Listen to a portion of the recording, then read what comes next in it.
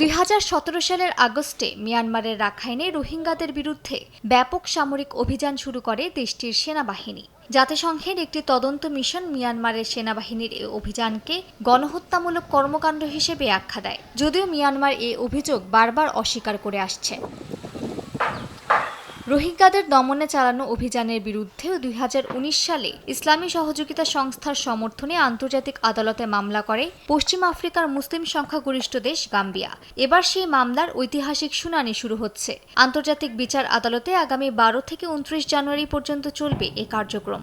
জানুয়ারির প্রথম ভাগে অভিযোগ উপস্থাপন করবে গাম্বিয়া। এরপর নিজের অবস্থান তুলে ধরার সুযোগ পাবে মিয়ানমার। 1948 সালে জেনোসাইড কনভেনশনের আওতায় দায়ের হওয়া এই মামলাটি এক দশকেরও বেশি সময় পর আইসিজেতে পূর্ণাঙ্গ গণহত্যা শুনানির নজির হতে যাচ্ছে। এবারের শুনানি ভবিষ্যৎ গণহত্যা মামলার মানদণ্ডও নির্ধারণ করতে পারে বলে মনে করছে আইসিজে। এদিকে মিয়ানমারে আসন্ন নির্বাচনের আগে চলছে জান্তা বাহিনীর দমন পীড়ন। সাগাইং অঞ্চলের বিভিন্ন এলাকায় সপ্তাহ জুড়ে চালানো বিমান হামলায় নিহত হয়েছেন বেশ কয়েকজন বেসামরিক নাগরিক।